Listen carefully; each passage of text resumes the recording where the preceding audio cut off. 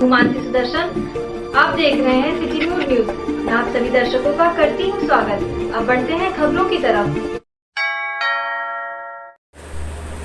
उत्तर प्रदेश माध्यमिक शिक्षा संघ अयोध्या ने अपनी मांगों को लेकर शिक्षा भवन कार्यालय पर एक दिवसीय धरना प्रदर्शन किया। उत्तर प्रदेश माध्यमिक शिक्षा संघ के प्रांतीय नेतृत्व द्वारा माध्यमिक शिक्षकों की समस्याओं को लेकर संगठन के पदाधिकारी प्रदर्शन कर अपनी मांगों की और अपनी मांग में पुरानी पेंशन बहाल किए जाए, संविदा पर तैनात शिक्षकों को नियमित किया जाए, माध्यमिक विद्यालयों में लंबित अवशेष का भुगतान शीघ्रता से जाँच कराकर 3 महीने में सुनिश्चित किया जाए। ज्ञापन लेते हुए सिटी मजिस्ट्रेट सत्येंद्र सिंह ने बताया कि माध्यमिक शिक्षा संघ के पदाधिकारियों द्वारा मेरे माध्यम से शासन को ज्ञापन सौंपा गया है। मैंने पदाधिकारियों को आश्वासन कराया है कि ज्ञापन को शासन तक पहुंचाया जाएगा। उत्तर प्रदेश माध्यमिक शिक्षा संघ के जिला अध्यक्ष राजेश प्रताप सिंह ने बताया कि शिक्षकों के हित में लगातार माध्यमिक शिक्षा संघ कार्य कर रहे हैं। इसी को लेकर आज हमने अपने 9 सूत्रीय मांगों को सिटी मजिस्ट्रेट के माध्यम से शासन तक पहुंचाया और उन्होंने आश्वासन दिया है कि जल्द से जल्द ज्ञापन को शासन तक पहुंचाएंगे। मांगे प्रस्तुत की गई हैं, जिसका ज्ञापन आज दिया गया है। इस ज्ञापन में इनकी पुरानी पेंशन बहाली को लेकर के वित्तविहीन स्कूलों में जो शिक्षक नियुक्त होते हैं उनके लिए मिनिमम एक न्यूनतम सरकार की तरफ से मानदेय निर्धारित करने के लिए, चिकित्सीय सुविधा प्रोवाइड कराने के लिए और जो विभिन्न प्रकार की जो स्थानांतरण नीति जो इन्होंने जो है कंप्यूटराइज सिस्टम से द्वारा बनाया गया उसके सरली करने और अन्य विभिन्न प्रकार की मांगें जो है इसमें प्रस्तुत की गई है। तो मेरे माध्यम से शासन को ये प्रेषित कर दिया जाएगा। उत्तर प्रदेश माध्यमिक शिक्षक संघ चेतनारायण गुट का प्रदेशीय आह्वान पर हमारी 9 सूत्री मांगे हैं, जिसमें प्रमुख रूप से पुरानी पेंशन बहाली योजना, वित्तविहीन शिक्षकों को 15,000 मानदेय, हमारे जो कापियों जांचने पारिश्रमिक उसको बढ़ाने का, जो हमारे अवशेष बकाया हैं शिक्षकों को उसको देने का, तदर्थ शिक्षकों के विनियमितीकरण का वेतन भुगतान संबंधित ऐसे कई प्रमुख मांगे हैं, जिसको लेकर के हम लोगों ने आज एक दिवसीय धरना दिया था। ज्ञापन हमने सिटी मजिस्ट्रेट, संयुक्त शिक्षा निदेशक, जिला विद्यालय निरीक्षक को संयुक्त रूप से दिया है। उनकी तरफ से आश्वासन दिया गया है। आदरणीय संयुक्त शिक्षा निदेशक महोदय और जिला विद्यालय निरीक्षक महोदय ने आश्वासन दिया कि जो हमारे से संबंधित मांगे हैं उसको हम तत्काल शीघ्र निस्तारित कराएंगे और जो शासन संबंधित मांग है उसको सिटी मजिस्ट्रेट साहब ने और दोनों अधिकारियों ने कहा कि हम प्रेषित करेंगे। रामनगरी अयोध्या में बम भोले के जयकारों से गुंजयमान हो उठा। दूर दराज से आए शिव भक्तों ने सुबह से सरयू में डुबकी लगाकर सिद्धपीठ नागेश्वर नाथ पर जाकर अपने आराध्य भगवान भोलेनाथ को जल अभिषेक कर उनका आशीर्वाद लिया।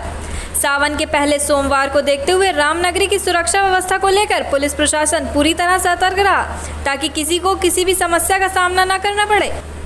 भगवान भोलेनाथ का जल अभिषेक करने आए श्रद्धालुओं ने कहा कि महीना सावन में सच्ची श्रद्धा के साथ जो भी भगवान शिव का पूजन अर्चन करते हैं उनकी सभी मनोरथ पूरी हो जाती है। शिव भक्तों ने भगवान भोलेनाथ का जल अभिषेक कर देश में सुख शांति की कामना की, इसके साथ ही अपने परिवार की कुशलता की कामना की।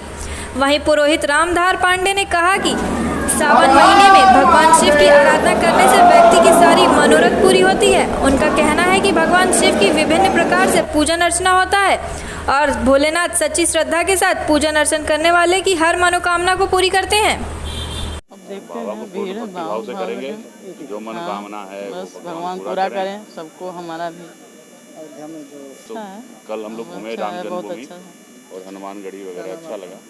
मेरा अर्चना पांडे। आज जल चढ़ाएंगे जो है भोलेनाथ को, पहला सोमवार है सावन का।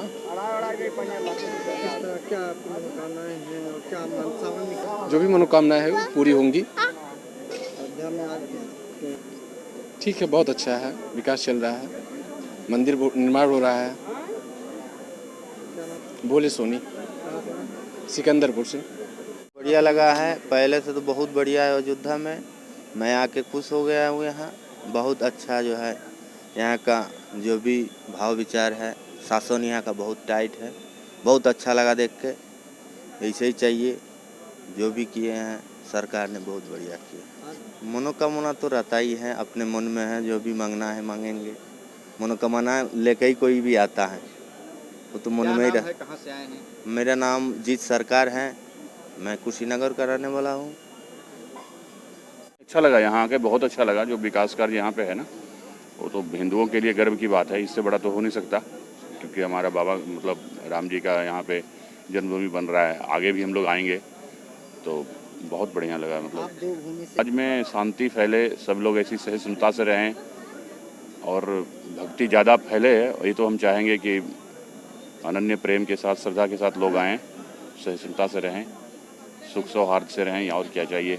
बाबा से यही रहेगी, हमारे घर में भी शांति हो, हमें भी पुत्र पौत्र का लाभ मिले, बस यही जो है। मेरा नाम राकेश पांडे है।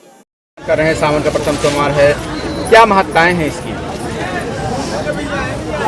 सावन महीने में सोमवार के दिन जल ढालने का बहुत बड़ा महत्व है। सोमवार के ही दिन चंद्रमा को भगवान ने अपने मस्तक पर रखा था, इसलिए सोमवार का दर्शन करने से, सोमवार को जल चढ़ाने से, सोमवार का भगवान शिव का पूजा करने से, चंद्रमा की पूजा करने से साक्षात भगवान भोलेनाथ का पूजा दर्शन करने का फल मिलता है। और यह सोमवार बहुत महत्वपूर्ण होता है।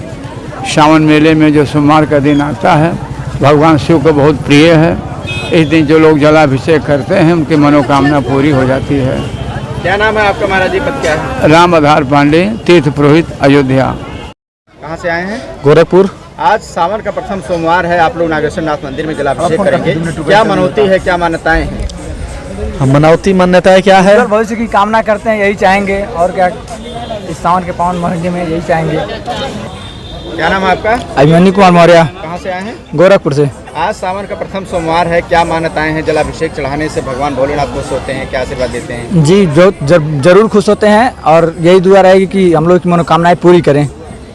क्या नाम है आपका? धीरेन्द्र मौर्य। कहाँ से आए हैं? गोरखपुर से आए हैं। आज सावन का प्रथम सोमवार है, आप सरयू नदी में स्नान किए हैं, जलाभिषेक करने जा रहे हैं नागेश्वर मंदिर में, क्या संदेश देंगे? यही संदेश देंगे कि भगवान शिव से जो भी हम लोगों का प्रतिज्ञा है, उसको आशीर्वाद हम लोगों को मिले, आगे बढ़े हम लोग, और फिर इनके दरबार में दोबारा से आए हम लोग। आए हैं भोलेनाथ का दर्शन पूजन करने, क्या कैसा लग रहा है? और बहुत बढ़िया लगा है, पहले से तो बहुत बढ़िया है। अयोध्या में मैं आके खुश हो गया हूँ। यहाँ बहुत अच्छा जो है, यहाँ का जो भी भाव विचार है, शासन यहाँ का बहुत टाइट है, बहुत अच्छा लगा देख के।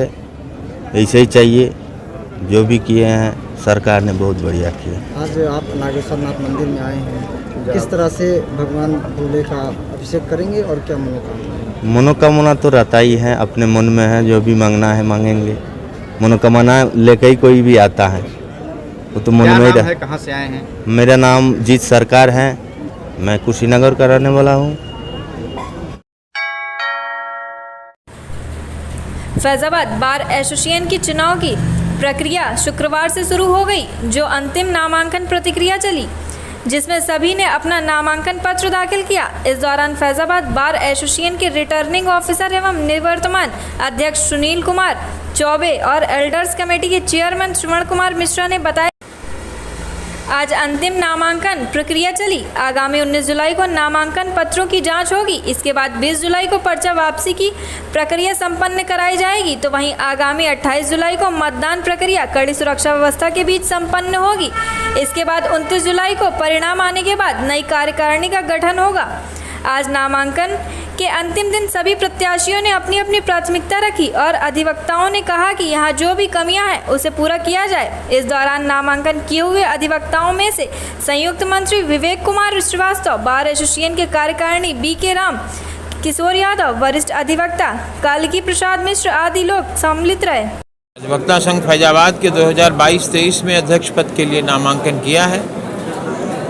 प्राथमिकता तो बताएंगे, लेकिन जब कामयाबी मिले, हम इस लायक हों तो बताएं प्राथमिकता क्या है। अभी तो बताने पर ये एडवांस तमाम चीज़ें लोग बताते रहते हैं, मुझे कुछ नहीं बताना है। जैसे जब जिस दिन से इलेक्शन की गिनती हो जाएगी, अगर मुझे संघ किसी लायक महसूस करेगा तो मेरा अभियान उसी दिन से शुरू हो जाएगा।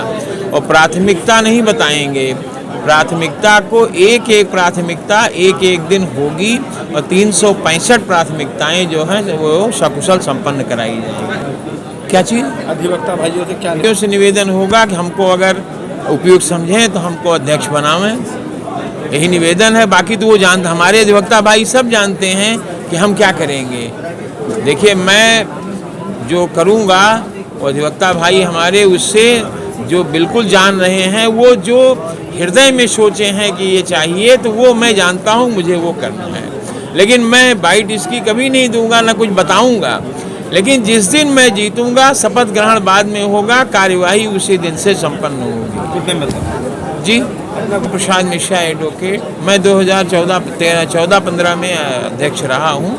14 महीने मैंने अध्यक्षी की है। और हमारे यहाँ जो भी कुछ दिखेगा वो सब चीज़ें होंगी, वो हो रही हैं, उसमें कोई दो राय नहीं। देखिए, मल्टी लेवल पार्किंग बन रही है और तमाम चीज़ें हैं। ये सब चीज़ें हमारे छूटे हुए काम हैं, वो सब काम पूरे होंगे। सरकार से अनुरोध किया जाएगा, न्यायपालिका से अनुरोध किया जाएगा, जहाँ पे विसंगतियाँ बनी हुई हैं वो सब दूर की जाएंगी। अधिवक्ता भाई जानते हैं कि वो ये जानते हैं कि हमें क्या करना। हम ये जानते हैं कि हमारे अधिवक्ता भाई चाहते क्या हैं। हम तो आज भी कहते हैं कि अधिवक्ता भाइयों के कहने से मैं फिर इस बार अध्यक्ष पद के लिए लड़ रहा हूँ। नहीं तो मुझे लड़ने की आवश्यकता नहीं थी। मैं सबकी भरपूर जो बन सकता है उनकी सेवा करूँगा, और बाकी मेरा कोई लक्ष्य नहीं है। के लिए हमें नामांकन किया है।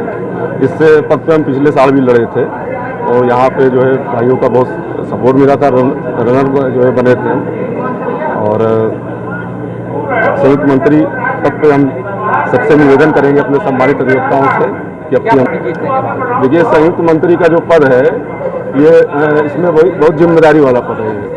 ये पुस्तकालय का प्रभार दिया जाता है और भी सारी चीज़ें हैं। तो हम चाहेंगे कि हमारा जो पुस्तकालय है ये एक आदर्श पुस्तकालय माना जाए। अगल बगल के जिलों से बढ़िया पुस्तकालय हमारा ये बढ़िया व्यवस्था हो, रखरखाव व्यवस्था, बैठने की व्यवस्था, किताब काफ़ी सारी मौजूद रहे और किसी भी हमारे अधिवक्ता को कोई दिक्कत नहीं हो। क्या नाम है? विवेक कुमार श्रीवास्तव। कितने पद में वो कितने सेट में किया नामांकन? जी, कितने सेट में किया नामांकन? Nandan Tripathi advocate, civil court Faizabad Ayodhya. वार्षिक चुनाव वर्ष 2022-23 में उपाध्यक्ष पद के लिए उम्मीदवार हूँ। मैंने अपना नामांकन शुक्रवार को कर दिया है और हम अपने सभी अधिवक्ता भाइयों से सादर निवेदन करते हैं तो वह हमें जिताएं। और हमारा उद्देश्य यही है कि हम अपने अधिवक्ता भाइयों के सुख दुख में सदैव तत्पर रहेंगे। वैसे ईश्वर करें किसी हमारे अधिवक्ता भाई को कोई तकलीफ ना हो, परंतु यदि कोई दिक्कत आती है तो तन मन धन से उनकी मदद करेंगे। जो भी योजनाएं आएंगी अधिवक्ता हित में उसका क्रियान्वयन होगा और हमारे योग्य जो भी मदद होगी। कोई अधिवक्ता भाई रात के 12 बजे मेरे नंबर पर फ़ोन करता है तो उतना समय लगेगा कि मैं घर से वहाँ तक पहुँच जाऊँ और मैं हर प्रकार से अपने अधिवक्ता भाइयों की मदद के लिए हमेशा तत्पर रहूँगा। ये मेरा वादा और विश्वास है। देवकी नंदन त्रिपाठी एडवोकेट। बारदान फैजाबाद के अध्यक्ष पद का मैं प्रत्याशी हूँ। मेरा नाम पारना पांडे है और हमारी प्राथमिकता अधिवक्ताओं के सम्मान की और सुरक्षा की जिम्मेदारी मेरी है। इसी प्राथमिकता में इलेक्शन लड़ रहा हूँ। इससे पहले 2017-2018 में मैं इस पद पर अध्यक्ष पद पर रह चुका हूँ। मैंने मेरा कार्यकाल लोगों ने देखा है और हम समझते हैं कि वही कार्यकाल देके लोग हमको वोट कास्टिंग करेंगे। हमारी ये समझ में आता है अधिवक्ता सम्मानित होता है। जब वक्ता तक सम्मान गिरता है तभी दिक्कत महसूस होती है। हम उनके सुरक्षा के और सम्मान की रक्षा के लिए सब कुछ करने के लिए तैयार हैं। जो भी करना पड़ेगा मैं वो किसी भी तरह का कोताही नहीं बरतूंगा और उनकी सुरक्षा और सम्मान की रक्षा करूँगा। अधिवक्ताओं से अपील करेंगे कि वो जो हमारा जो कार्यकाल देखे हैं, लोगों का भी कार्यकाल देखे हैं, वो देख चुके हैं और अगर वो देख रहे हैं कि अब कोई अधिवक्ता सम्मान संघ के लिए लड़ता है कि कोई अधिवक्ता अपने व्यक्तिगत के लिए लड़ रहा है तो ये देख कर ही वोट कास्टिंग करें। पांडे एडवोकेट, प्रत्याशी अध्यक्ष बारदान फैजाबाद। बार एसोसिएशन अयोध्या में कार्यकारिणी पद बी के लिए नामांकन किया है। ये चुनाव वर्ष 2022-23 के लिए है। मेरी प्रथम वरीयता मेरे अधिवक्ता साथियों की सम्मान की होगी। जो मेरे लायक कार्य दिया जाएगा मैं उसको निर्वहन करूंगा सत्यनिष्ठा से। और सबसे ज़्यादा जो व्यवस्था यहाँ बदहाल है वादकारियों के लिए लघु शंका, दीर्घ शंका, इसके लिए सबसे पूरी कचहरी में कहीं कोई व्यवस्था नहीं है, जिसमें यदि मैं विजयी हुआ तो अध्यक्ष जी के माध्यम से सफल बनाने का प्रयास करूँगा। अधिवक्ता भाइयों से मेरा निवेदन है कि मुझे अधिक से अधिक मतों से विजयी बनाएं। राम किशोर यादव। 2022-23 मैं अध्यक्ष पद के प्रत्याशी हूँ भैया, और ये चुनाव प्रचार बड़े हर प्रत्याशियों की तरफ से धुआंधार हो रहा है और सब जोर लगाए हुए हैं। देखिए क्या होता है। ये अधिवक्ताओं का हित सर पर ही रहेगा। क्या भाइयों, मैं ये निवेदन कर रहा हूँ कि हमको अपना बहुमूल्य वोट देकर भारी मतों से विजयी बनाओ। इंद्र प्रताप सिंह लल्ला। सुल्तानपुर से लूटी गई ओला कार अयोध्या में लावारिस रूप में मिली। कोतवाली नगर के रीडगंज साकेत प्रिंटिंग प्रेस के पास खड़ी मिली ओला कार। प्रयागराज से बुक कराकर आई थी ओला कार सुल्तानपुर में 4 बदमाशों ने ड्राइवर को मार पीट कर घायल कर लूट कर ली। सुल्तानपुर पुलिस पहुंची अयोध्या। ओला मालिक को भी दी गई सूचना। रामनगरी अयोध्या में आज सावन का पहला सोमवार है। वहीं सरयू तट पर बड़ी संख्या में श्रद्धालु पहुंचकर स्नान कर रहे हैं और 108 ज्योतिर्लिंग में शामिल हुए सिद्ध शिवपीठ नागेश्वर नाथ के दरबार में श्रद्धालुओं का तांता लगा हुआ है। 2 साल कोरोना के बाद पहली बार बिना बंदिशों के श्रद्धालु जल अभिषेक के लिए उमड़े हैं। अयोध्या भोले के जयकारों से गूंजयमान हो रहा है। आसपास के जिलों से श्रद्धालु अयोध्या पहुंच रहे हैं। बड़ी संख्या में सुरक्षा के इंतजाम किए गए हैं। संवेदनशील अयोध्या के हर प्रवेश द्वार पर सुरक्षा बल की तैनाती की गई है। जल, थल और नौ से अयोध्या की सुरक्षा की जा रही है। अयोध्या में जल पुलिस की तैनाती की गई है और ड्रोन कैमरे से संपूर्ण मेले की निगरानी की जा रही है। अयोध्या एसएसपी प्रशांत वर्मा ने बताया कि सरयू घाट पर बड़ी संख्या में शिव भक्त आते हैं। सरयू के घाटों से जल लेते हैं और शिवालयों में जल अभिषेक करते हैं। सुरक्षा व्यवस्था चाक चौबंद रखी गई है। सरयू में एनडीआरएफ और जल पुलिस की तैनाती भी की गई है। लोकल स्तर पर गोताखोर और नावें लगाई गई हैं। सरयू के घाटों पर बैरिकेडिंग के अंदर ही स्नान करने के लिए निवेदन किया जा रहा है। खतरनाक स्थानों पर स्नान के लिए प्रतिबंध लगाया गया है। ट्रैफिक कंट्रोल के लिए रूट डाइवर्जन किए गए हैं। श्रद्धालुओं को आने में कोई प्रबंधन ना हो सके, इसकी व्यवस्था की जा रही है। जनपद अयोध्या में विशेष तौर पर जो सरयू घाट है वहाँ पर भारी संख्या में जो शिव भक्त हैं वो आते हैं और जल यहाँ से लेते भी हैं और यहाँ के जो मंदिर हैं वहाँ पर जल चढ़ाते भी हैं। ऐसे में पुलिस व्यवस्था पूरी तरीके से चाक चौबंद रखी हुई है। घाटों पर विशेष तौर पर सुरक्षा के प्रबंध किए गए हैं, जिसमें एसडीआरएफ और पीएसी की जो फ्लड कंपनी है उसको डिप्लॉय किया गया है। इसके अतिरिक्त जो लोकल स्तर पर गोताखोर एवं अलग से नावें हम लोगों ने किराए पर ली हैं। आपके माध्यम से आम जनता से निवेदन है कि जो निर्धारित स्थान है और जो बैरिकेडिंग की गई है उसके भीतर ही स्नान करें और वहीं से जल लें। इसके अतिरिक्त जो कहीं अन्यत्र स्थानों से मतलब जो खतरनाक जगह जहाँ पर मना किया गया है वहाँ पर स्नान ना करें। इसके अतिरिक्त जो मंदिरों में भीड़ आ रही है उसको लेकर के व्यवस्था की गई है। जो ट्रैफिक है उसको मैनेज किया जा रहा है। जो पार्किंग है और जो भी श्रद्धालु आ रहे हैं उनको आने जाने में कोई दिक्कत ना हो, इसके लिए पूरे प्रबंध किए जा रहे हैं। पूरी अयोध्या ट्रैफिक की जा रही है, क्योंकि आप सब जानते हैं कि जो श्री राम जन्मभूमि और जो उसके आसपास के मंदिर हैं उन सबको सुरक्षा को लेकर के जो भी दिशा निर्देश हैं उनका पूर्णतः पालन कराया जा रहा है। कहीं भी किसी भी प्रकार की सुरक्षा संबंधी कोई दिक्कत नहीं आने दी जाएगी। इसमें जो हमारा ह्यूमन जो इंटेलिजेंस है वो भी शामिल है, सीसीटीवी भी शामिल है और सभी प्रकार से हम लोग पूरी स्थिति पर नज़र बनाए रखे हुए हैं। हम ड्रोन का भी प्रयोग कर रहे हैं जिससे हम भीड़ की मॉनिटर कर सकें लगातार। इसके अतिरिक्त जो हमारे ड्यूटियाँ हैं वो पूरी तरीके से मुस्तैद हैं। सर, सरयू का जलस्तर सच्चे दिल से जो भोले बाबा का जल चढ़ाता है उसकी हर मनोकामना पूरी होती है। माता पार्वती इस पर खुश होती है, गणेश भगवान खुश होते हैं। जो सच्चे कामना से भोले बाबा का दर्शन करता है, सच्चे मन से सभी देवी देवताओं को नमस्कार करता है, उसकी जय हो। जय भोलेनाथ। मास प्रारंभ हो गया है और आपको दिखाई भी पड़ रहा होगा कि भक्तों की यहाँ बहुत ज़्यादा भीड़ लगी हुई है। श्रावण के सोमवार को, प्रथम सोमवार से लेकर अंतिम सोमवार तक भक्त लोग जल का अभिषेक भगवान भोलेनाथ पर करते हैं। यहाँ जल चढ़ाने से उनको मनोवांछित फल की प्राप्त होती है एवं उनके कुंडली में भी जो दोष होता है या कोई भी परेशानी होती है उसका भी निवारण हो जाता है। भगवान भोलेनाथ को श्रावण का महीना बहुत ज़्यादा प्रिय है। इस वजह से इस महीने में भक्त लोग उनको प्रसन्न करने के लिए उनके ऊपर दुग्धाभिषेक, रुद्राभिषेक, जलाभिषेक आदि करते हैं मनोवांछित फल प्राप्त करने के लिए। क्या नाम है? प्रभाकर द्विवेदी, शाह प्रबंधक, नागेश्वरनाथ मंदिर। जिले के रुदौली कोतवाली क्षेत्र में एक तेज रफ्तार ट्राला के बेकाबू होने से एक बड़ा हादसा हो गया है। बेकाबू होकर ट्राला एक घर में घुस गया और पूरे परिवार को रौंद दिया।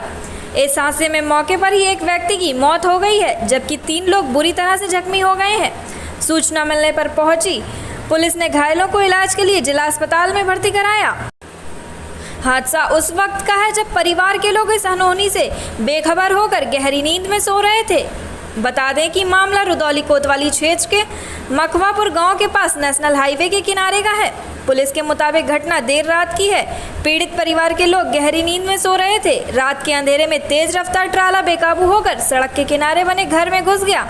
बताया जा रहा है कि ट्राला का ड्राइवर नशे में था। इसके चलते उससे ट्राला से अपना नियंत्रण खो दिया और सीधे घर में घुस गया। इसके साथ ही पुलिस ने मृतक के शव को पोस्टमार्टम के लिए भेजकर मामले की जांच में जुट गई है। फिलहाल ड्राइवर फरार बताया जा रहा है। पुलिस ने ट्राला गाड़ी को अपने कब्जे में ले लिया है। क्या नाम है? राम रूप। कहाँ निवासी हैं? मखवापुर। जो रात में घटना हुई है इसके बारे में बताइए जरा। पूरब साइड से पश्चिम साइड को गाड़ी जा रही थी। रात में 1 बजे करीब दक्षिण साइड के आके 3 लोग को घायल किया। कौन सी गाड़ी? टराला था। उसके बाद क्या हुआ? उसके बाद में एक फंस गया था गाड़ी के अंदर, उसको निकाला गया। उसके बाद उसकी मृत्यु घोषित हो गई। और बाकी लोग? और 2 लोग घायल थे, उसको फैजाबाद में रिफर किया गया। अच्छा, मौके पर पुलिस आए थे? मौके पर पुलिस आई, कोतवाल साहब आए, पूरी फोर्स रख दिया। कितने बजे की घटना है? 1 बजे की थी। आज के लिए बस इतना ही। कल फिर मिलेंगे इसी समय इसी चैनल पर। अब हमें दीजिए इजाजत। नमस्कार।